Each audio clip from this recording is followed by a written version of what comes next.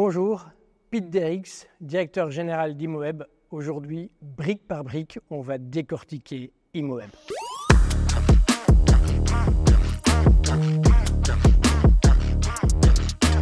Allez, ça c'est de l'intro chouette. Pete, bonjour. Bonjour. Pete, merci de nous accueillir ici chez toi. On a un peu quitté nos locaux, mais ça tombe bien parce qu'on va peut-être parler un peu d'immobilier aujourd'hui.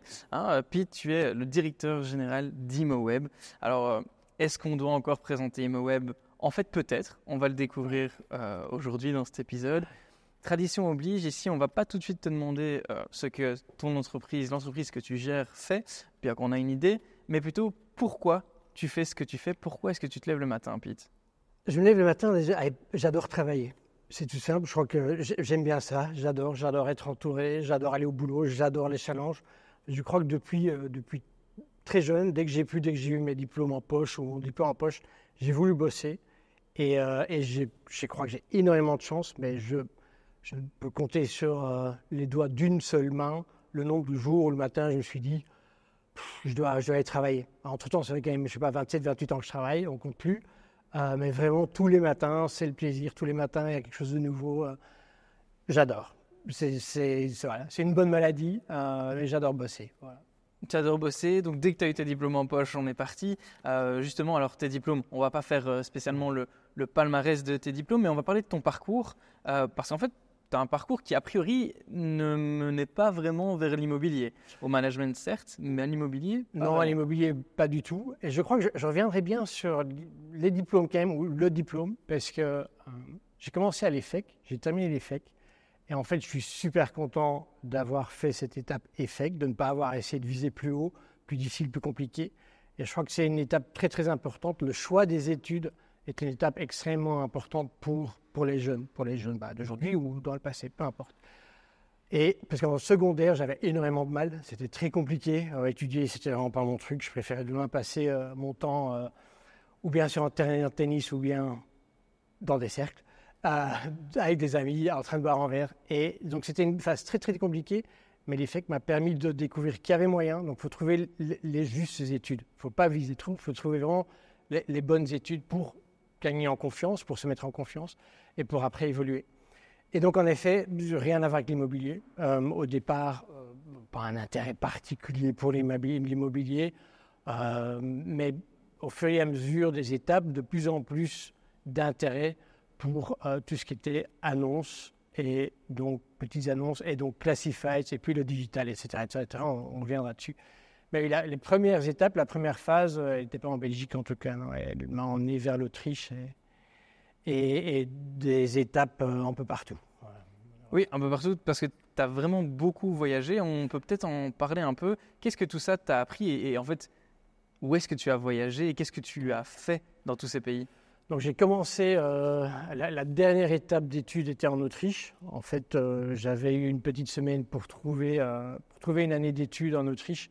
Fatalement que j'ai trouvé, parce que je voulais juste encore étudier un an et avoir un passage serein vers la vie professionnelle. Et puis en fait, j'étais en Autriche, j'étais à Vienne, j'ai appris l'allemand, qui était à ce moment-là, j'avais ma troisième langue, parce que mon anglais était mauvais, il était très mauvais. Donc c'est devenu ma troisième langue.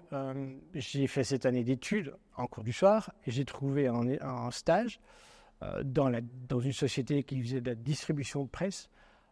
Et de fil en aiguille, ils m'ont proposé un boulot. Je suis resté, j'ai accepté l'offre et je suis resté 2 ans et demi, 3 ans à vendre des abonnements de journée pour cette société en B2B. Donc vraiment, j'ai commencé en tant que commercial en Autriche, en allemand, avec énormément de stress lors des premiers appels téléphoniques. Donc vraiment un énorme pas quand je parlais de challenge et adorer faire ce qu'on fait. C'était vraiment très, très challenging d'aller vendre des abonnements de journaux à des sociétés dans une langue qui n'est pas sa langue natale, quoi. Donc vraiment sa langue maternelle. Donc très, très compliqué, mais énormément d'apprentissage. Voilà. Donc l'Autriche, première phase, et puis après, en fait, après 2 ans et demi, 3 ans, il y a l'Internet qui commençait à pousser par-ci, par-là. Et là, j'ai eu énormément de chance, j'ai pu rejoindre Stepstone.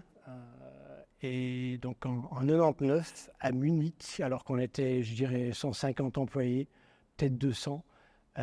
Et là, on a lancé les activités sur la Bavière. avec 2-3 autres collègues, mais vraiment bateau de pèlerin, des sociétés comme IBM, comme Microsoft qui nous regardaient bizarrement en disant trouver du personnel sur Internet, ça ne marchera pas, ça ne peut pas marcher. Et ben, c'est devenu ce que c'est devenu. Ben, aujourd'hui, il n'y a plus que ça. Et Stepstone également, faisant partie du même groupe. Une société avec 5-6 000 employés, représentée dans une trentaine de pays, donc un très grand groupe. Donc oui, il y avait moyen de... En fait, les petites annonces ont bercé ton parcours professionnel. Les petites annonces qui après sont devenues donc, digitalisées et qui deviennent un vrai marketplace. Hein. Donc c'est un marché, c'est un vrai marché avec de l'offre, de la demande, avec une bonne gestion du volume justement d'annonces par rapport aux visiteurs qu'il y a sur un site.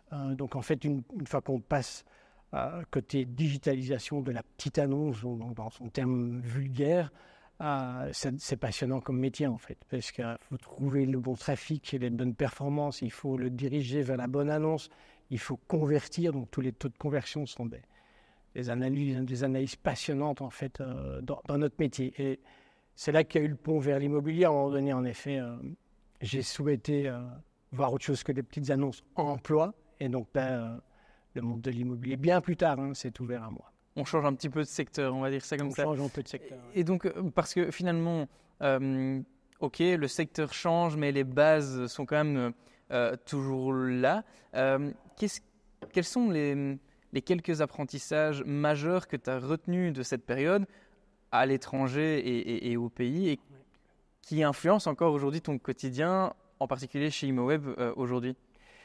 Je crois que ce qui est vraiment identique, c'est le côté offre et demande. Donc vraiment, il faut toujours trouver le juste équilibre. Il faut assez de visiteurs sur son site pour satisfaire au nombre d'offres qu'il y a sur le site. Il faut diversifier, mais pas trop. Il faut rajouter des marchés, mais pas trop. Il ne faut pas aller trop vite. C'est vraiment étape par étape, toujours rajouter du volume là où on sait qu'on va pouvoir fournir les demandes nécessaires. Donc, c'est très, très difficile de trouver ce juste équilibre et cette bonne recette qui font fonctionner un marketplace. Donc, oui, en fait, les grands principes sont vraiment ancrés et c'est quasiment les mêmes principes quoi qu'on fasse dans ces idées de marketplace. Quoi. Déjà, à la base, il faut que le produit fonctionne. Ouais, donc, il faut que quelqu'un qui vienne soit satisfait de ce qu'il voit. Là, en effet, il y a quand même pas mal de différences au niveau utilisation d'un site, que ce soit en Allemagne ou en Belgique. Alors, on arrive déjà dans du très concret dans l'immobilier, mais vu que le marché immobilier allemand est un marché plutôt locatif, quand on arrive sur un site, on veut plutôt d'abord voir ce qui est en location. Donc la recherche standard qu'on mettrait à disposition serait plutôt à louer appartement, alors qu'en Belgique, on est plutôt dans l'achat et tout le monde rêve d'avoir sa propre maison. Donc la première chose qu'on voudrait voir, c'est plutôt acheter maison. Donc il y a des nuances d'un pays à l'autre. Donc c'est pour ça que le produit doit être bon, il doit être mis à disposition de la meilleure manière possible. Mais c'est passionnant de voir ces différences. C'est ça, il y a des grands principes, mais enfin, il faut quand même fine-tuner un peu à l'écosystème auquel on s'intéresse. Allez, on parle déjà d'immobilier. Oui, alors, on va trop vite. Non, mais on va en parler parce que donc, tu veux voir autre chose et donc tu arrives à la tête d'ImoWeb.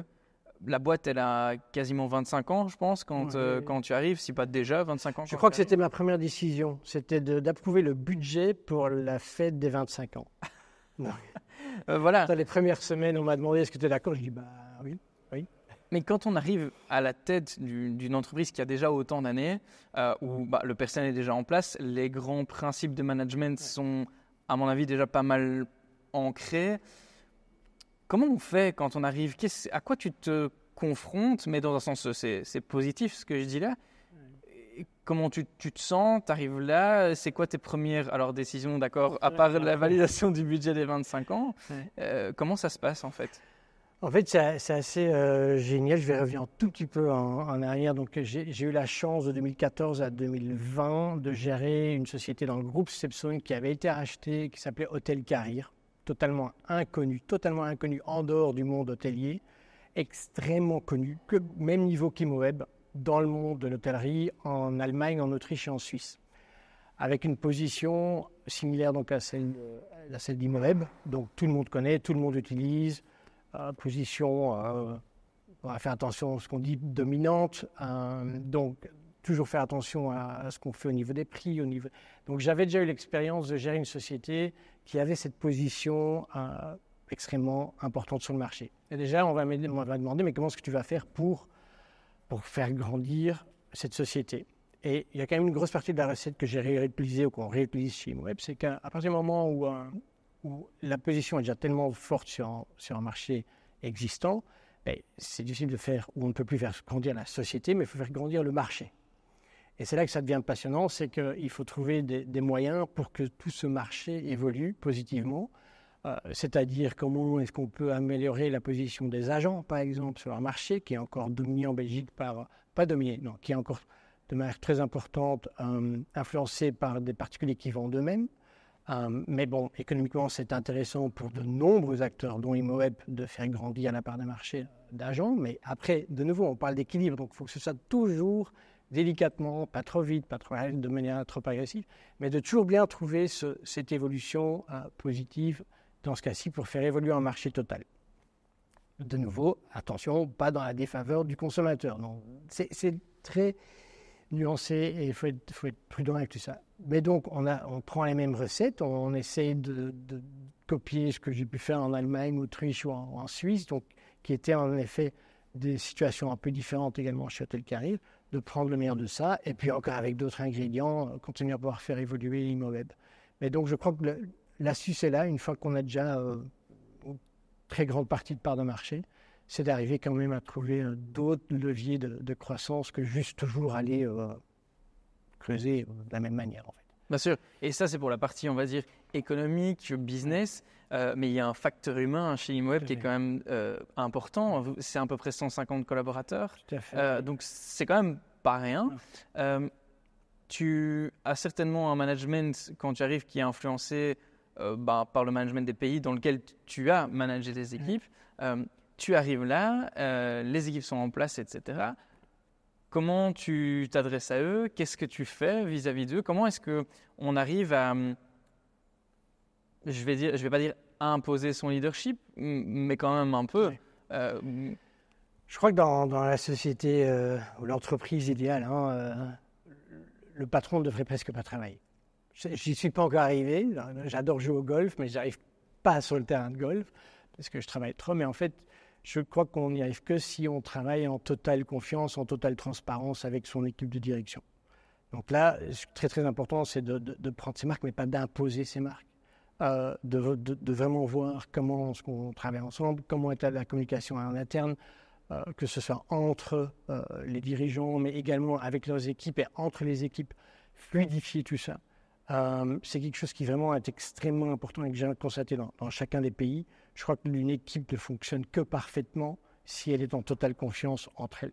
C'est peut-être simple, c'est peut-être simpliste, mais c'est très très difficile à atteindre. Parce que n'importe quelle équipe de direction est fait d'éléments, d'individus qui gardent très longtemps quand même un intérêt propre, qui ont un plan de carrière, et c'est tout à fait normal. Il faut par contre que même en ayant ce plan de carrière, déjà même ça, il doit être très transparent, on puisse communiquer en toute confiance entre soi. Il faut ouvrir des portes, casser des silos et permettre à tout le monde d'avancer. Et je crois que ça, c'est le premier ingrédient pour être certain qu'en tant que dirigeant, on puisse avoir toutes les informations nécessaires pour diriger, pour amener la société vers les prochaines étapes. Et puis après aussi, assurer que chacun puisse évoluer dans la société, dans l'entreprise. Donc extrêmement important, je crois, c'est que tout le monde puisse à terme atteindre un niveau supérieur de satisfaction, que ce soit au niveau du contenu du job, au niveau de la direction, la responsabilité qu'on a.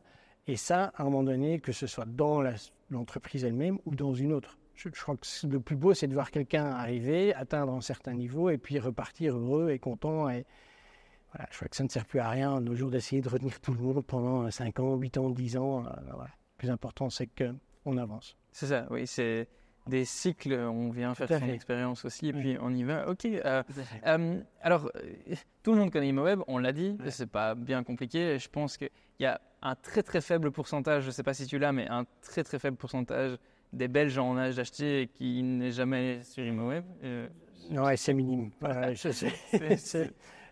Voilà. On est bien au-dessus, c'est quoi, 84-85% de reconnaissance de marque. Il y a 500 000 visites par jour. Donc, c'est juste incroyable. J'avais regardé aussi, on est à 5 millions de visites par mois que sur la Wallonie. On peut voir un chiffre wallon, ben voilà, 5 millions par mois. Mais combien d'habitants en Wallonie? Alors, 6, mais oui, beaucoup, mais voilà. Pas proportionnellement, c'est énorme. C'est énorme. Ce ne sont pas des visiteurs uniques, ce sont des visites, mais néanmoins, c'est... Oui, enfin, quand même. Ça m'étonnerait que... Enfin, c'est vrai que quand on recherche activement, on est capable d'aller plusieurs fois par jour sur ImoWeb, mais enfin, c'est quand même... ce genre de cas est certainement minime par rapport aux visiteurs uniques. Tout à fait. Ok, alors ImoWeb, en quelques chiffres, c'est quoi, Pete?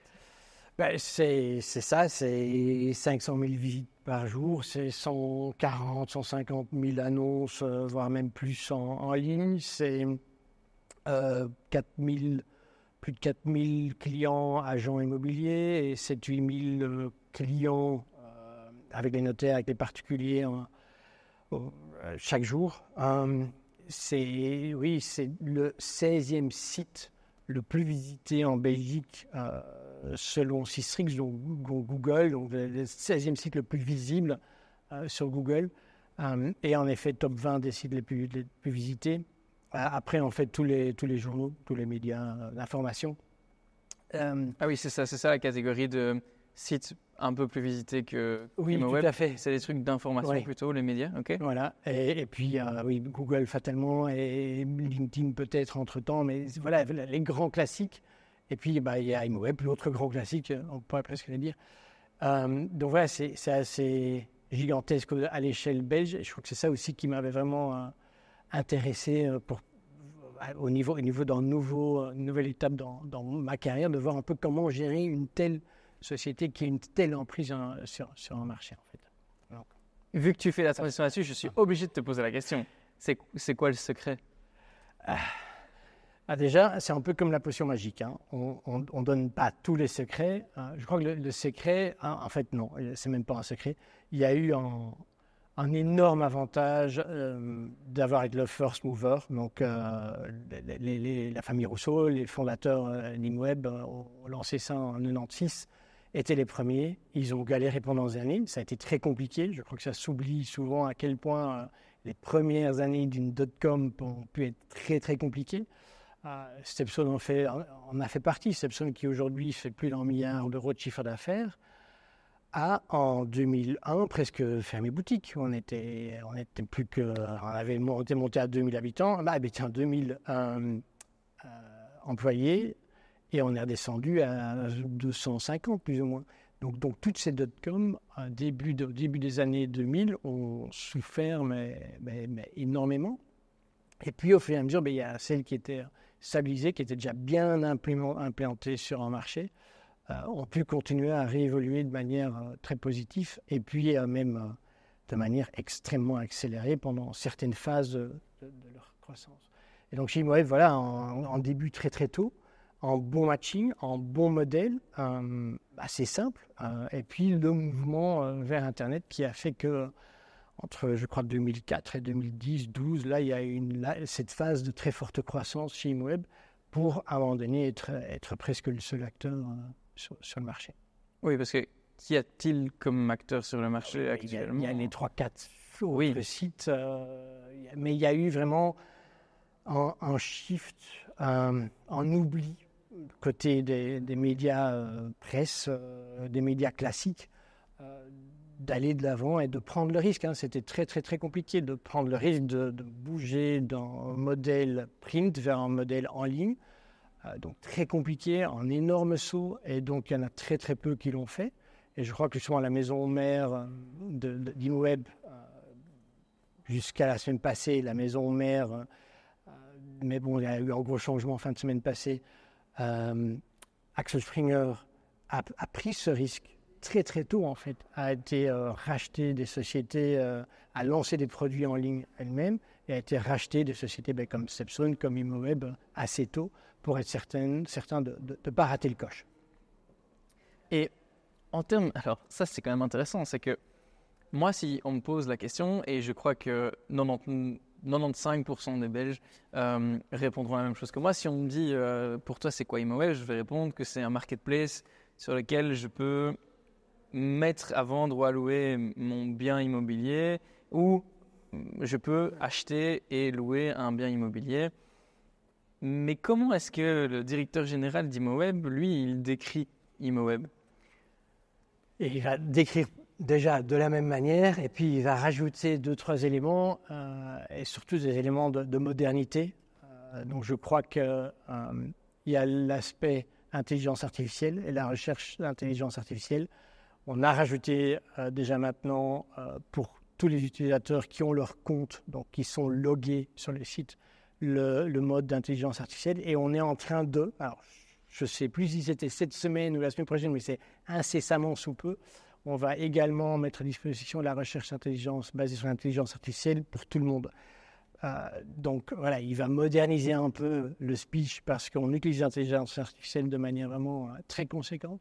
Il va surtout parler de l'application qui marche du tonnerre. Il y a 80-90 000 téléchargements d'applications par mois, en incluant les réactivations. Mais donc c'est gigantesque, c'est plus d'1 million de téléchargements dans l'App Store. Donc c'est prendre l'outil phare ou le mode de recherche phare d'Imoweb pour l'instant. Et puis il va également parler de l'outil d'estimation qui est de plus en plus précis, qui permet de voir l'évolution de son bien sur la durée. Donc quand on a son compte, on peut suivre la valeur du bien dont on est propriétaire sur une certaine durée. Donc on met les prix à jour, les valeurs à jour chaque mois. Donc chaque mois, on peut en fait savoir si son bien a pris, espérons-le, son bien a pris un peu de valeur ou s'il en a perdu. Là, on repart de nouveau dans une tendance beaucoup plus positive, donc c'est mieux. Donc en fait, que ce soit au niveau data ou du mode de recherche, il y a une très forte évolution sur les dernières années. Ça fait quand même fort penser au business model des médias, tels qu'on les connaît en tout cas aujourd'hui. C'est quoi le business model d'Imoweb? Ouais. Donc, dans le cœur du business model, il y a encore toujours l'annonce. Oui. Alors l'annonce, elle se monétise de différentes manières. Donc il y a les agents qui ont leurs abonnements. Donc les agents, la majorité des agents immobiliers en Belgique utilisent la formule d'abonnement à l'année. Donc ils ont un abonnement et puis ils mettent toutes les annonces en ligne qu'ils ont dans leur portefeuille. Ensuite, il y a la partie des notaires, également de nouveau annonces. Donc les notaires en Belgique utilisent également Imoweb pour générer des acheteurs potentiels, des leads acheteurs potentiels vers Bidit ou vers les annonces qu'ils vendent en direct. Et ensuite, il y a le particulier. Donc le particulier qui lui aussi peut, à travers Imoweb, venir mettre son offre locative ou vente en ligne directement. Donc ça, c'est quand même la majorité du business model. Alors autour de ça, il y a la partie seller leads. Donc en fait, à travers Imoweb, on va générer des leads vendeurs vers les agents. Donc un propriétaire peut aller sur Imoweb, consulter Imoweb pour avoir une bonne idée de la notion de la valeur de son bien. Et puis après, il peut être mis en relation avec un agent immobilier qui est choisi par l'algorithme, donc qui doit correspondre à la typologie du bien, qui doit être dans un rayon de 10 km du bien. Et là, on va envoyer de différentes manières de leads vers l'agent. Donc là, également, il y a ce modèle-là. Et puis, il y a tout ce qu'on fait avec la data entre-temps. Donc, mais ça, c'est énormément dans la communication, c'est moins dans la monétisation. Donc, il y a l'indice des prix trimestriels qu'on publie trimestriellement et qui donne depuis maintenant 2 ans et demi une très très bonne idée de l'évolution du marché. Donc voilà, il y a plusieurs modèles qui sont mis ensemble. Ce qu'on a rajouté aussi, c'est les services supplémentaires, tels que la relation qu'on a avec Cover, Baloise pour tout ce qui est assurance, et puis avec Belfius pour tout ce qui est financement d'un bien. Voilà. J'allais venir justement sur ce point-là, je ne pouvais pas le manquer, parce que je voudrais que tu m'aides à éclairer un peu. Alors, on ne va pas rentrer dans les détails stratégiques et top secrets d'Imoweb, mais de comprendre un peu la direction que vous donnez avec tes équipes à Imoweb, parce que donc, tu parlais de data, vous avez racheté Realo il n'y a quand même pas si longtemps que ça au final. Et j'avais lu dans une de tes interviews qu'en effet, là, en tout cas dans l'interview, tu mettais vraiment le focus sur l'importance de la data chez Imoweb. Tu dis ici que voilà, vous ne la monétisez pas, c'est un élément de communication. Il n'empêche quand même qu'avec toute la data qu'Imoweb collecte, demain, vous êtes un média presque en claquant des doigts. Et d'autre part, il y a ce fameux deal maintenant avec Belfius où on a l'impression que, in fine, vous allez avoir le process d'un achat ou d'une vente immobilière en entier, intégré, que vous allez tout intégrer, quoi. Donc quand je dis qu'on ne monétise pas la data, on ne la monétise pas dans tout ce qui est communication. Par contre, naturellement, quand on parle de l'outil d'estimation, indirectement, on utilise la data pour monétiser. Donc, mais pas directement dans l'approche. Alors, quand on regarde le marché, on parlait du marché, il faut qu'en tant qu'Imoweb, on doit avoir un impact sur le marché total et pouvoir faire grandir le marché parce que sinon on va être un peu coincé. C'est là que ça devient passionnant parce qu'on doit pouvoir trouver les partenaires idéaux pour faire évoluer ce marché, donc pour encore plus fluidifier le marché, pour encore plus simplifier l'approche aux consommateurs. Donc toute cette fluidification, elle est géniale. Elle peut se faire justement avec des banques, elle peut se faire avec les CRM, donc les outils qu'utilisent les agents, avec lesquels on a des intégrations. Comment est-ce qu'on exporte justement les données dans un acheteur potentiel, comment est-ce qu'on peut l'envoyer parfaitement au bon endroit. Et donc ça c'est la collaboration avec les CRM. Et donc tout ça c'est passionnant parce qu'on peut encore... Le souhait, c'est de gagner du temps sur cette transaction qui dure 6, 7, 9 mois, d'arriver à raccourcir ça, d'impliquer les notaires aussi dans la discussion. Donc là, on est en relation avec un peu tout le monde pour voir comment est-ce qu'on peut faire évoluer ce marché. Donc c'est passionnant, mais ça prend beaucoup de temps. Donc là, je ne parle pas sur un projet à 12 mois ou même pas 24, je crois qu'on est plutôt sur du 4-5 ans. Mais le marché belge est déjà assez digitalisé. Donc je crois qu'il est prêt à faire ces étapes, à faire ce bond vers quelque chose, une transaction qui, l'immobilier ne sera jamais, je crois, 100% digitalisé. Donc là, faire une transaction de A à Z sans aller visiter le bien, sans rencontrer un agent, sans aller chez son notaire, on n'y est vraiment pas. Donc là, chacun, et ça qui est beau sur ce marché, c'est que chacun a son rôle. L'agent a son rôle, le notaire a son rôle, la banque a son rôle, l'Imoweb a son rôle. Il faut juste que tous ceux-là arrivent à optimiser leur fonctionnement pour que le consommateur, finalement, ait juste une marche simplifiée et que tout soit plus facile pour lui. Oui, j'imagine que ces acteurs acceptent de travailler tous ensemble. Ce n'est pas toujours le cas. Non, mais j'ai l'impression que les relations sont de mieux en mieux. Les discussions sont intéressantes, vont dans tous les sens. C'est ça qui est chouette, c'est qu'il y a plein d'idées partout. Voilà. Mais en effet, il faut faire attention à comment ce qu'on met en place. Et là, on revient à nouveau à la discussion où le point de Imoweb est tellement grand que Imoweb doit faire très attention à comment est-ce qu'il cohabite avec tout le monde et comment est-ce qu'il laisse de la place à tout le monde. Donc, Bien sûr. Bien sûr. On va revenir sur le point data, médiatique, etc. Bon, Imoweb, il suffit de se rendre sur vraiment la homepage d'Imoweb, des articles sur l'actualité immobilière. Il y en a tous les jours. Est-ce que ça va faire partie de votre volonté un jour de carrément dire mais Imoweb est déjà en partie un média parce qu'en fait fait tout comme un média, mais est-ce qu'un jour on aura un Imoweb comme on a un Trends Tendance, comme on a une autre presse, ou c'est pas du tout le scope? Non, c'est pas du tout le scope. Donc vraiment l'utilisation de la data n'est là que pour informer le consommateur et pour rendre de nouveau là aussi le marché immobilier beaucoup plus transparent. Voilà, vraiment permettre aux consommateurs d'avoir une très très bonne connaissance du marché immobilier au niveau local, au niveau régional, au niveau national. Donc là, ça c'est ultra important. Après, c'est pas nous qui allons publier ça directement, oui, sur notre blog. Mais le blog, il a 80 000 visites par mois aussi, c'est pas mal. Il n'y a pas tellement de blogs qui font ça. Mais ce n'est pas le but d'aller nous-mêmes devenir un média, être un média, lancer le Imoweb Krant. Non, ce ne sera pas le but. Par contre, c'est très, très satisfaisant de voir le nombre de médias qui reprennent l'indice des prix, qui reprennent en communiqué de presse sur, par exemple, l'importance d'une terrasse ou d'un balcon ou dans le jardin pour un bien immobilier. Donc, on voit que tout le monde a faim d'informations immobilières. Ça, oui. Oui, mais c'est juste énorme. Donc, c'est quasiment, à part élément de communication, c'est presque de la philanthropie. Ça fait partie des valeurs de dire, OK, on doit informer. Oui, c'est vraiment quelque chose de très important. J'ai eu beaucoup de chance parce que je suis arrivé chez ImoWeb. On est enfin arrivé, donc quelques mois après, on m'a dit, Pete, on a enfin accès aux données. Elles sont structurées, on peut les utiliser. Ça avait été une bataille, je crois, pendant les 5 années avant mon arrivée. Et voilà, j'ai juste eu la chance que j'arrive et quelques mois après, on me dit on va commencer à pouvoir vraiment l'utiliser.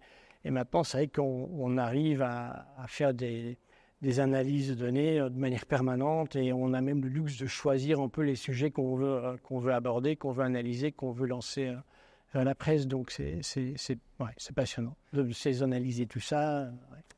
Oui, parce que sur ce point-là, c'est vraiment super intéressant cette histoire de attends, structurer des données, ça prend du temps avant qu'on ait les outils suffisamment performants pour analyser ce qui se passe sur un site, sur whatever. Alors, tu n'étais peut-être pas encore vraiment là quand le process s'est mis en place, mais tu as une idée un peu de tous les challenges que ça représente, cette mise en place. J'ai l'impression qu'aujourd'hui, la majorité des entreprises rêveraient d'avoir une capacité de structurer les données comme vous faites, mais je ne suis pas sûr qu'on se rend compte de tout le temps que ça prend et parfois on a l'impression que ah ouais, mais on est en train de se planter, ça prend du temps, l'outil ne fonctionne pas, je ne sais pas.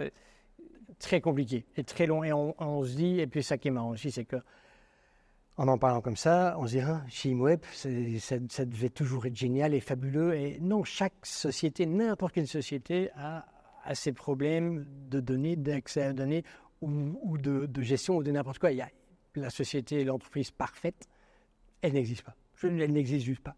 Donc, c'est très compliqué d'aller accéder, de structurer. En plus, en même temps, on développe de nouveaux produits, on développe de nouveaux éléments. Donc, les priorités changent tout le temps. Et puis, finalement, les données sera pour une autre fois. Et puis, il y a une cloud migration qui arrive aussi. Et puis, les données sont transférées. Donc, il faut aller les rechercher là. Et puis, il faut regrouper les bases de données, faire du cross-matching. Et donc, oui, il y a une complexité qui est décuplée en fonction du nombre de données qu'on veut aller chercher.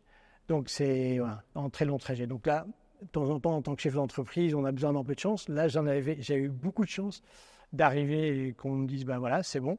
On a pu commencer à utiliser tout ça. Oui, et on oublie aussi que ces données, finalement, ne sont que la traduction chiffrée des agissements d'acteurs sur la plateforme. Parce qu'en fait, il y a un vrai challenge de gestion de communauté chez ImoWeb.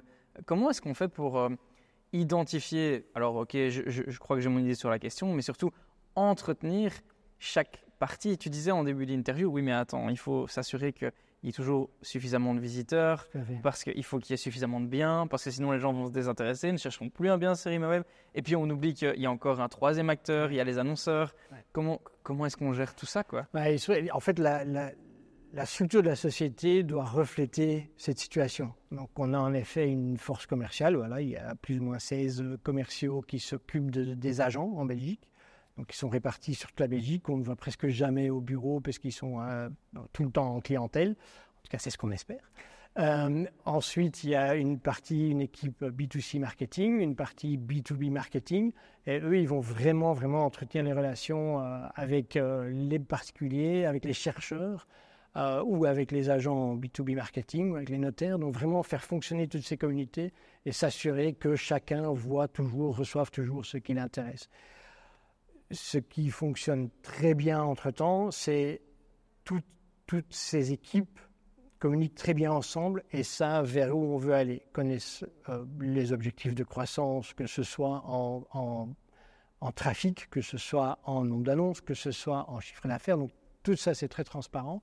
Et on travaille vraiment de manière hyper régulière ensemble avec des focus où on peut lancer un nouveau produit. Donc ça peut avoir un certain focus pendant 3 mois, 6 mois. On peut se concentrer sur une certaine région pendant quelques mois ici. Donc on partage vraiment énormément à ce niveau-là. Alors ce qu'il y a aussi, c'est que je parlais B2C, B2B, et puis il y a tout ce qui est performance marketing. Donc vraiment, comment est-ce qu'on attire, d'où viennent les visiteurs sur ImoWeb. Alors, Imoweb a en effet beaucoup de chance d'avoir énormément de visiteurs directs. Donc, que ce soit vraiment la personne qui rentre imoweb.be, la personne qui ouvre son application, la personne qui va sur Google, mais qui même dans Google, donc c'est le brand search qui rentre dans le truc de recherche Imoweb, et puis il vient sur Imoweb. Donc en fait, il y a cette partie-là, les rentrées directes, puis il y a tout ce qui est payant, tout ce qui est SEA, tout ce qui est social media, donc là, il y a toute cette partie-là aussi. Et tout ça, ça a été modifié il y a plus ou moins 2 ans, parce que toute la partie gestion de trafic, jusqu'à 2 ans et demi, était encore externalisée. Quelque chose qui m'avait énormément surpris en arrivant chez Imoweb. Il paraît que dans le passé, il y a une dizaine d'années, c'était déjà internalisé, ça a été externalisé à un moment donné. Et venant de chez Stepstone, et sachant que c'est vraiment le point essentiel, comment est-ce qu'on gère son trafic sur un site web, d'où ce qui vient, comment est-ce qu'il convertit, se dire que ça était externalisé, je n'en revenais pas. Et donc, heureusement, dans le cadre de Avif, donc le groupe en fait des sites immobiliers dans la structure Axel Springer, il y a donc SeLoger, Immowelt et Imoweb.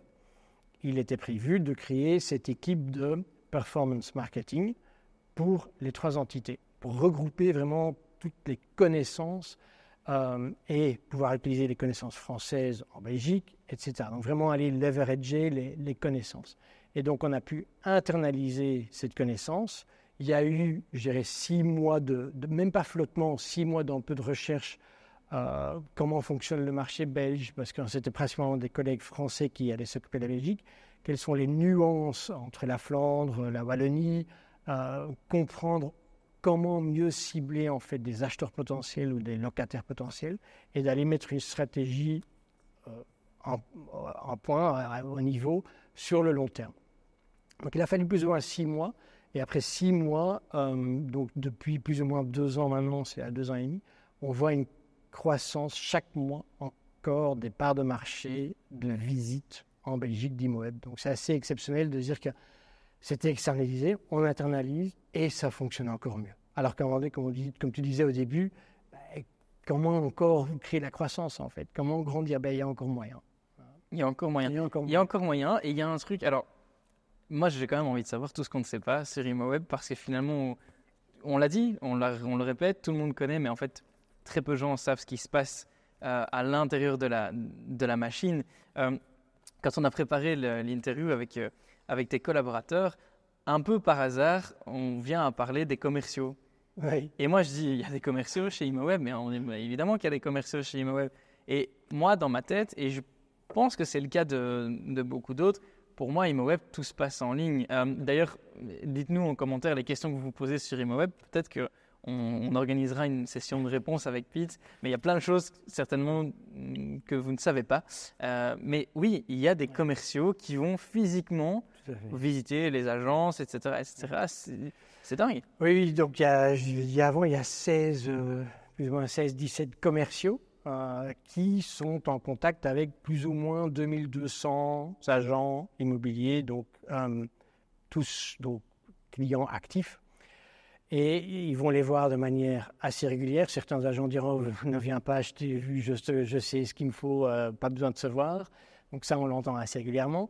Mais il y a quand même, je dirais, au moins 2 touchpoints, 2 moments de contact par an. Et pourquoi s'il y a des commerciaux, c'est qu'on a l'impression, en effet, en tant que particulier, en tant que propriétaire, si on veut vendre son bien, on le met en location, on va sur Imoweb et on rentre tout et c'est simple. Pour les agents, il y a quand même toute une panoplie de produits. Que ce soit des produits de visibilité, des produits de display, des produits justement de seller lead, donc de lead vendeur.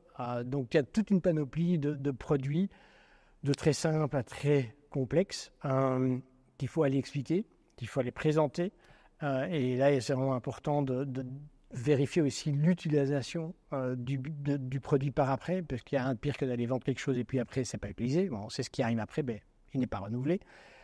Donc, c'est là que l'importance d'avoir en effet encore 16... je crois que ça fait 10 ans qu'il doit y avoir plus ou moins 16 commerciaux. C'est le nombre, je crois qu'on a trouvé le nombre parfait pour la taille du marché. Pas besoin d'en rajouter plus, en avoir moins mettrait beaucoup de pression. Voilà. Il faut se dire que ce sont en effet des portefeuilles de clients existants, donc qui sont bien occupés. Ouais. Ah oui, non, mais je te dis, on se doutait tellement pas, et avec Jérémy aussi, avec qui on a préparé, ce mais ok, donc comme quoi, ça passe aussi par l'humain et pas que en ligne, quoi. Ouais, mais enfin, on va évoquer aussi un peu de technologie et de online. Tu parlais de l'IA, de l'intégration de l'IA dans les systèmes d'ImoWeb. En effet, quasiment toutes les boîtes vont devoir implémenter l'IA et vous faites certainement partie des premiers en Belgique à le faire.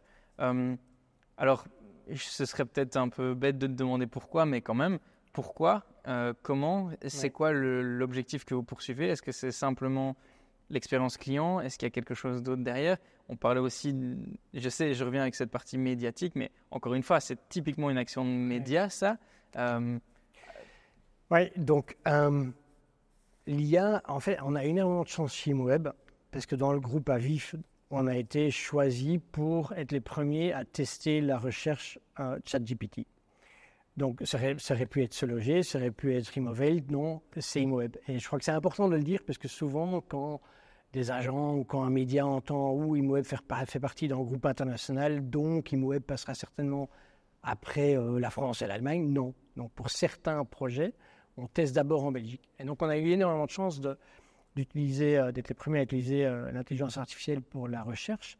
On a commencé vraiment avec un petit POC, un petit Proof of Concept sur 5% des utilisateurs. En plus, 5% des utilisateurs logués, donc qui étaient dans leur compte, dans leur espace. On a vu que les taux de conversion étaient très intéressants, donc on a très vite augmenté ça à 10, 20, 50%. Et on s'est rendu compte qu'un utilisateur qui n'est pas logué, donc un utilisateur ImoWeb, qui fait une recherche ImoWeb sur le site ou sur l'application, 4% de ceux-là convertissent vers un lead, donc vers une demande envoyée, 4%. Un utilisateur qui est dans son compte, ça monte à 9%. Donc 9% des utilisateurs ImoWeb qui sont dans leur espace font une recherche ou analysent la liste de résultats qu'ils ont dans leur espace, convertissent à 9%. L'utilisateur qui est logué et qui utilise l'intelligence artificielle convertit à 19%. Donc presque un utilisateur sur 5 va envoyer une demande d'achat ou de location vers un agent, en particulier en notaire, quand il est dans l'espace utilisateur et qu'il utilise l'intelligence artificielle. En fait, moi, depuis 4-5 mois, je n'utilise plus que, page de pub, je n'utilise plus que l'IA, la recherche ChatGPT quand je m'amuse moi-même sur ImoWeb. C'est beaucoup plus interactif, ça fonctionne bien, alors que c'est encore une V1, on n'utilise pas encore toutes les données d'image, on n'utilise pas encore toutes les données qu'on pourrait avoir, on utilise encore beaucoup sur le texte, mais en fait, les listes de résultats sont top. Mais comment on explique ces super bons résultats? C'est juste parce que l'utilisateur est mieux informé ou il y a une explication? Oui, je crois que c'est le mode du question-réponse et la précision de la liste de résultats qui fait que les résultats matchent encore plus la demande que juste aller cliquer les cases. En fait, c'est un filtre sous stéroïdes, c'est un peu ça? Oui, un peu ça. Vraiment? Oui, c'est vraiment un énorme accélérateur de nouveau, on parlait de fluidifier, d'accélérer, d'améliorer. Ben là, on est en plein dedans. Ouais. Il y a d'autres projets comme ça dans les cartons ou déjà dans le pipe pour diversifier, augmenter, améliorer le service Donc, comme j'ai déjà dit maintenant 2 fois, on fait partie d'Aviv. Il y a pour l'instant le projet du white labeling, donc de créer un produit blanc. Donc, ce sera le même produit pour les 3 marchés. L'application. Donc, l'application ImoWeb, elle est top, elle est géniale. Mais l'application qui viendra d'ici probablement 1 an vers ImoWeb sera encore plus importante, encore plus impressionnante. Je crois que la recherche sur la carte, là j'ai vu en début de semaine, j'ai vu l'exemple, une vidéo de ce qu'allait devenir la recherche sur la carte. Alors je ne sais pas si c'est pendant 3 mois, 6 mois ou 9 mois, mais ça va être fabuleux. Mais bon, là je garde les secrets, mais c'est juste un truc de fou. Donc oui, je crois que c'est assez génial de voir tout ce qu'on a encore dans les cartons, dans les armoires à lancer dans les 12 mois à venir. Ouais. Oui, et c'est intéressant aussi, tu dis, ben voilà, ça je garde certains secrets.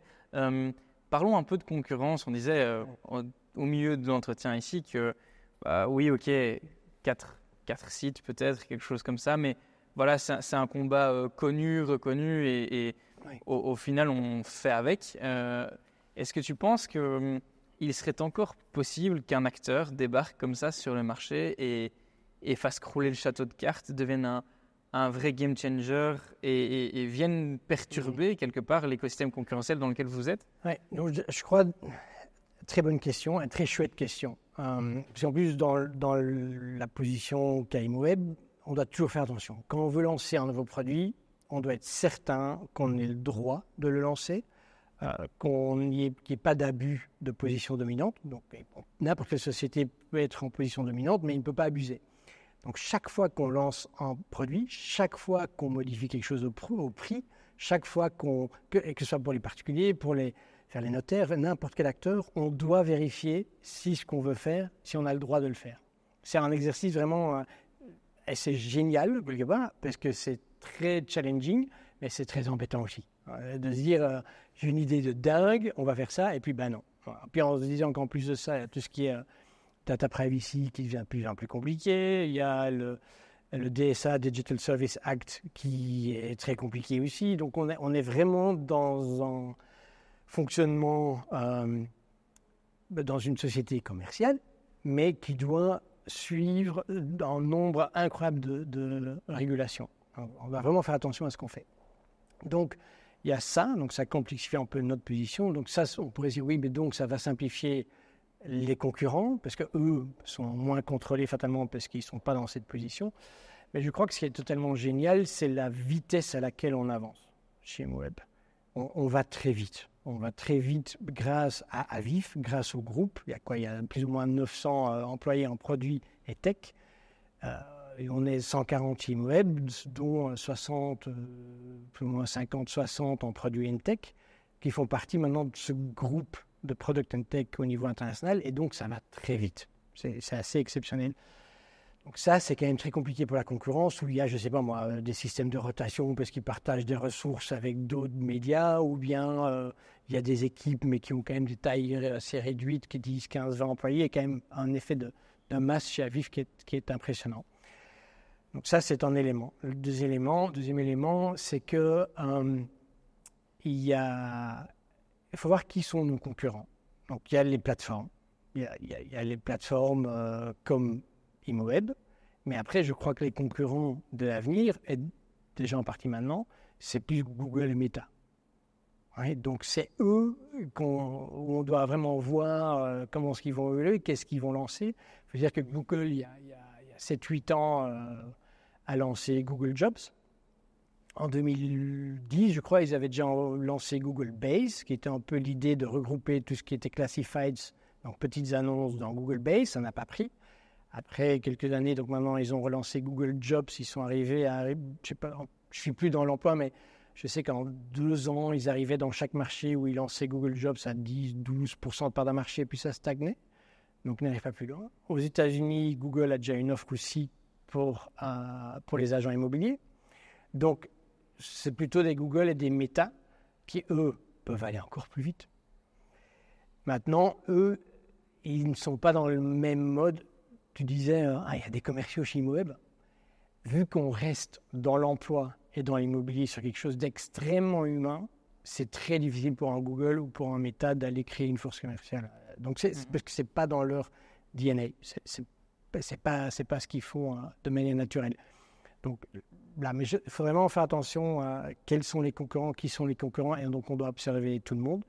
Et puis, je crois qu'il faut être très conscient de ce qui se passe dans le marché et de ce qu'en font les concurrents, mais il faut vraiment se concentrer aussi sur soi-même. Je crois que le pire, c'est de s'endormir soi-même, de se dire, ça tourne, on est bon, de toute manière, ça tourne tout seul, et c'est là que ça commence à dégringoler. Et puis, on prend l'une ou l'autre mauvaise décision, et puis ça va encore plus vite. Donc, vraiment, se dire que ImoWeb sera dépassé dans les 4-5 années à venir, ça peut arriver. mais je crois que si c'était le cas, ce serait de notre propre faute.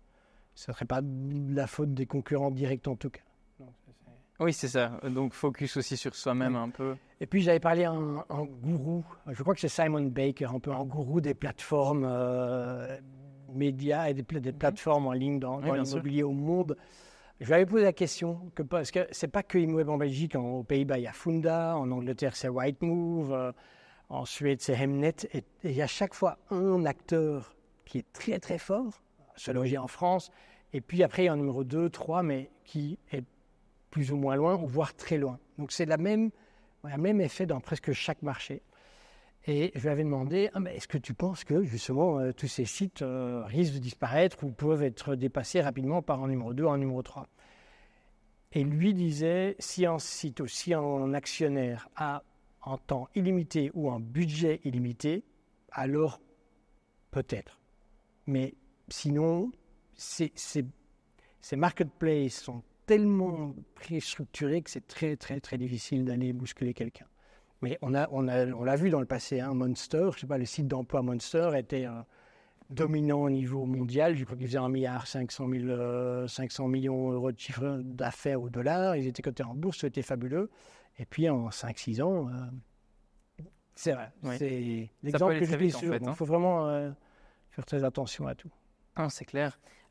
Pete, on va tout doucement arriver déjà à la fin de notre entretien et c'était passionnant. Je voudrais qu'on puisse aussi récompenser celles et ceux qui nous ont écoutés jusqu'au bout parce que tu nous as préparé des éléments, des faits que, a priori, on ne sait pas sur Imoweb. Alors, on peut peut-être faire apparaître par la magie du montage ton carnet dans lequel tu as noté justement ces quelques anecdotes. Il est loin. Non, mais si Jérémy, tu peux peut-être nous le donner. Oui, c'est le carnet qui est en dessous du portefeuille, voilà. Qui est vide. Merci.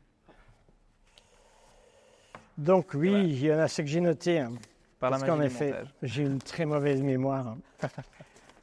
J'ai noté quelques points. Alors, je crois que c'est le premier, c'est au niveau de l'équipe chez Imoweb. Tu as dit qu'on a été 140, plus ou moins 140 employés. Je crois que ce qui est exceptionnel et ce que j'adore, c'est qu'on parle plus de 30 langues.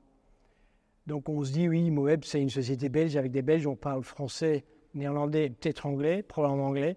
Et maintenant, on parle 30 langues dans l'équipe. Et il y a vraiment de tout. C'est assez génial. Roumain, indien, il y a de tout. Donc voilà, 30 langues, ça en fait assez intéressant. Il y a un truc qui intéressera probablement les personnes qui sont en recherche, c'est que tous les matins, on a plus ou moins 150 000 vues de biens grâce à l'alerte instantanée sur le mobile. Donc, on me dit toujours, mais comment est-ce que je peux voir au plus vite ce qui paraît sur Imoweb, c'est vraiment l'alerte mobile. Donc, il faut l'application et puis activer l'alerte, un peu de pub produit, mais c'est ce qu'il y a de plus rapide. C'est vraiment exceptionnel. Ça, je l'ai testé. Ça part tellement vite. Voilà. Oui, c'est exceptionnel parce qu'il y a eu une seule fois, quand on a son compte et qu'on est logué, on voit le nombre de vues et le nombre de sauvegardes qu'on a en bien. Ça, on fait que très peu de personnes savent en fait. Donc, il faut avoir son compte et à ce moment-là, on se demande souvent, mais combien de vues, combien de personnes ont déjà sauvegardé ? Et en fait, quand on crée son compte sur Imoweb, on le voit. Et il n'y a eu qu'une seule fois où je suis arrivé sur une annonce et qu'il était marqué 00. Donc, il y a moyen, mais d'habitude, si on attend 2 heures, on voit déjà 700 vues, 7 sauvegardes ou 1700 vues, 24 sauvegardes après. Cette rapidité est assez exceptionnelle. Un conseil, dégainer vite. Oui, très vite.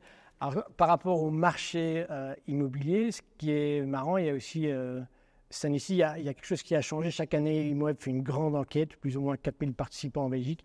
Et pour la première fois, depuis qu'on fait l'enquête, donc depuis presque 10 ans, ce n'est pas le lieu du bien qui est le plus important dans la recherche, c'est s'il y a une terrasse ou un jardin. Et là, c'est incroyable. Et c'est là qu'on voit à quel point le Belge veut encore de la place et souhaite avoir de la place. Et c'est un luxe, et j'espère et je souhaite vraiment qu'en Belgique, ça dure encore des générations. Mais quand on compare à l'Allemagne et en France, on a beaucoup de chance d'être en Belgique quand on voit le nombre de mètres carrés qu'on peut se permettre et justement pouvoir dire je veux un jardin ou une terrasse. ce qui n'est pas donné à tout le monde dans les pays voisins. Voilà. Et puis, j'avais parlé des 5 millions de visites mensuelles en Wallonie. Je trouvais que c'était un chiffre assez bluffant. Donc, je voulais partager celui-là aussi. Voilà. Énorme. Mais en tout cas, merci beaucoup, Pete, de nous avoir consacré un peu de ton temps, de nous avoir raconté tout ça sur ImoWeb. Qu'est-ce qu'on peut te souhaiter et souhaiter à ImoWeb pour la suite ? De continuer à fluidifier et à rendre ce marché encore plus transparent et encore plus simple pour chacun des Belges. Et puis, j'aimerais beaucoup qu'on arrive à rendre ce que le Belge nous donne, en fait. Parce que ImoWeb, je considère que ImoWeb ne nous appartient presque pas. ImoWeb est tellement ancré dans le citoyen belge que j'aimerais beaucoup trouver la recette pour rendre ce